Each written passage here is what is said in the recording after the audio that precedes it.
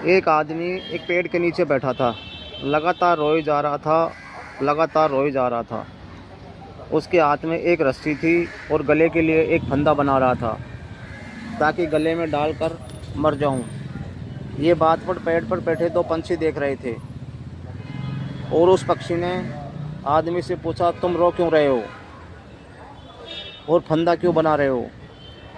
तब उसने कहा, मेरी नौकरी चली गई है, घर में 2 बच्चे हैं, बीवी है, उनका खाने पीने का प्रबंध नहीं कर पा रहा हूँ।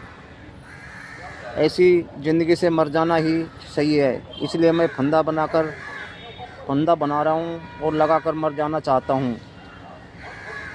तब उसमें से एक पक्षी ने कहा, ऐसा मत करो, मैं आपको एक पंख दे रही हूँ, आप इसको बाज़ार में बेच देना और घर का खर्चा चला लेना।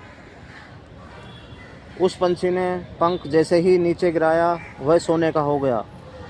अब उस पक्षी ने कहा कि ये सोने का पंख है, इसे बाज़ार में बेच देना और अपने घर की हालात सुधारना।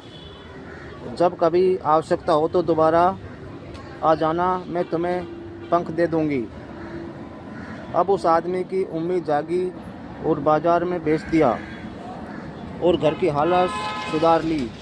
धीरे धीरे उस आदमी के दिन ठीक हो गए। जब उसे ज़रूरत होती वह आदमी जंगल में जाता और पक्षी से कहता, पक्षी पंख दे देता और वह लेकर आ जाता। एक दिन उसकी पत्नी ने कहा, ऐसा कब तक करते रहोगे? एक एक पंख लाते रहोगे? इनमें से एक पक्षी को मार दो और सारे पंख ले आना। अब उस आदमी का ईमान डगमगा गया और इस बार वह आदमी जंगल में तीर कमान लेकर गया और रोज़ की तरह एक पंख पक्षी ने गिराया। वह पंख सोने का हो गया, लेकिन उस आदमी ने उस पक्षी को तीर का निशाना बना दिया और वह पक्षी ज़मीन पर गिर गया और मर गया। जब उस आदमी ने उस पक्षी के पंखों को देखा तो पंखे तो साधारण थे, सोने के नहीं थे। तभी दूसरा पक्षी बोला, ये इंसान, तुमको हमने मौत से बचाया, तुम्हारे बच्चों के लिए खाने पीने की व्यवस्था की, तुम्हारे दिन सुधारे और तुमने इसका बदला लालच से दिया।